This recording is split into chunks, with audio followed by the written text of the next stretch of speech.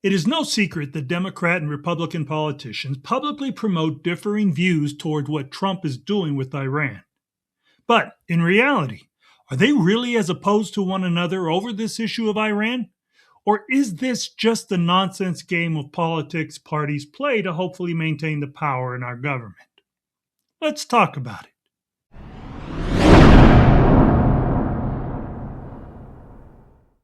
Have you ever taken the time, as the American voter, to step away from whatever partisan persuasion that holds you and look beyond the hype to see things in clarity and truth?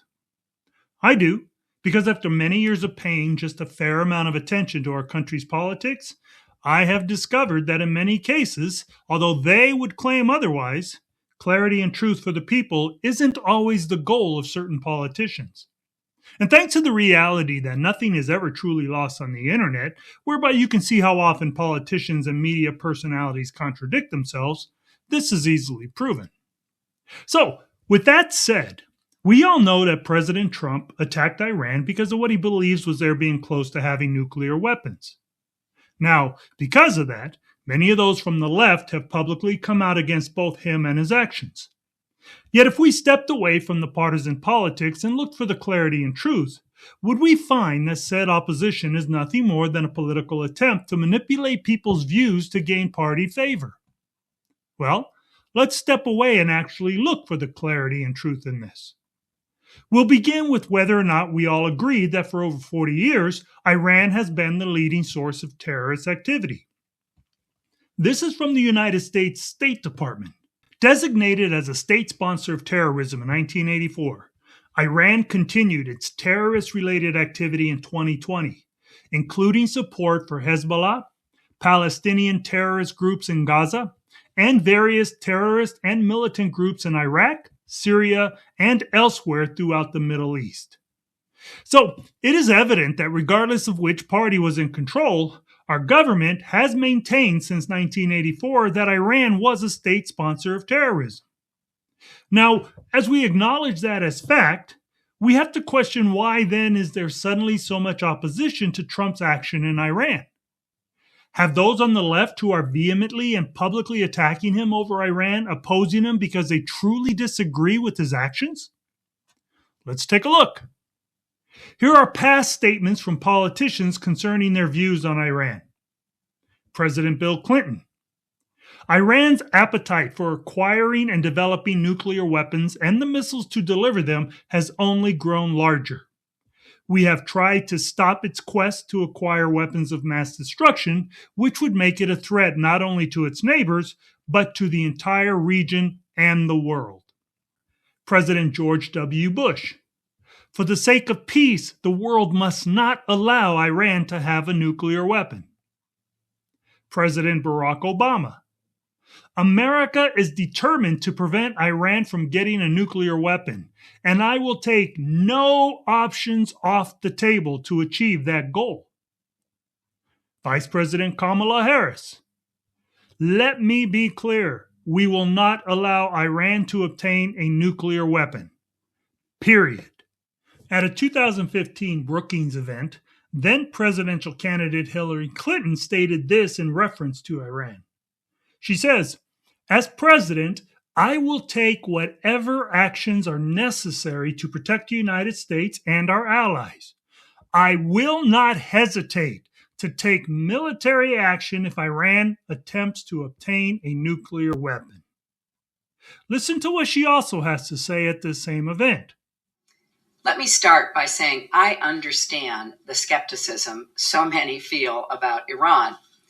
I too am deeply concerned about Iranian aggression and the need to confront it.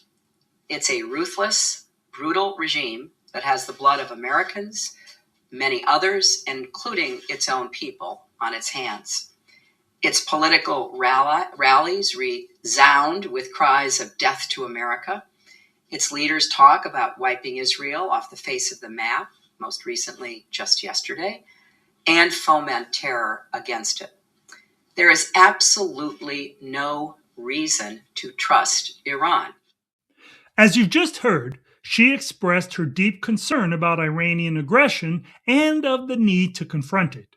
She openly admits that Iran has the blood of Americans and many others on its hands, and that its continual cry is for death to America and Israel, as well as in its commitment to terror against them. She even goes as far as to say that, quote, there is absolutely no reason to trust Iran, unquote. So if that is the case, why is it that the Democratic Party, including the far left, completely supported her without the same resistance they now demonstrate towards President Trump, who also acted because he did not trust Iran to disarm after ongoing nuclear talks failed? I mean, let's face it. If she was supported while stating that she would not hesitate to take military action against Iran if they attempted to obtain a nuclear weapon due to their commitment to terror and because of how completely untrustworthy they are, why aren't they supporting Trump? After all, the issue is the exact same, isn't it? The only difference is in which political side is saying it. Make it make sense.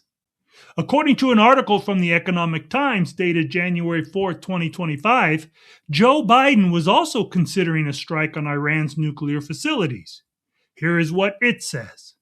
In the final weeks of President Joe Biden's administration, discussions emerged regarding potential military action against Iran's nuclear facilities. These deliberations centered on the possibility of Iran advancing its nuclear capabilities before the inauguration of President Donald Trump. The primary concern was Iran's progress towards developing a nuclear weapon, which could have significant implications for regional and global security. Knowing this, I can't help but question, if Trump attacking Iran is so horrible, why was no one on the left attacking these people for their similar views when they were either in power or campaigning for it? Why is it that it was okay back then, but not okay now? The evidence clearly seems to insinuate that this current wave of opposition is no longer about the issue of Iran having weapons of mass destruction. It seems to strongly imply that the opposition is solely about playing politics against Donald Trump. Let's see a comparison of Democrat State Minority Leader Chuck Schumer's past and present comments concerning his beliefs on dealing with the issue of Iran having nuclear weapons. Here is his past Senate statement released by the Senate Newsroom on Iran on February 12, 2015. A nuclear Iran is a huge threat to the United States and an existential threat to Israel. I agree with Prime Minister Netanyahu that a nuclear Iran is an existential threat to Israel. One nuclear weapon hurled from Iran to Israel could end the Jewish state and could kill almost as many Jews as Hitler did. A successful deal with Iran will not be a middle-of-the-road compromise, but a deal that removes any possibility of Iran being able to use nuclear weapons. A nuclear Iran is not only an existential threat to Israel, it is also a huge threat to the U.S. and the rest of the world. A nuclear Iran could send weapons to Saudi oil fields, destroying them and sending the world economy into chaos, and could poison our atmosphere. A nuclear Iran would further destabilize an already volatile region and fuel more aggressive support of Iranian-backed terror organizations.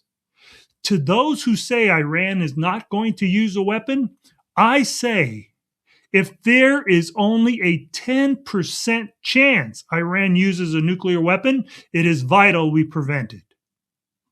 Yet this was his statement in the Senate after Trump's successful attack on Iran.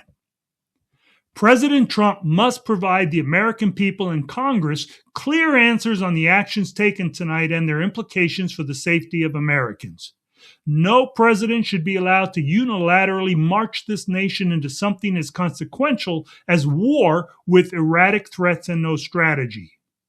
Confronting Iran's ruthless campaign of terror, nuclear ambitions, and regional aggression demands strength, resolve, and strategic clarity.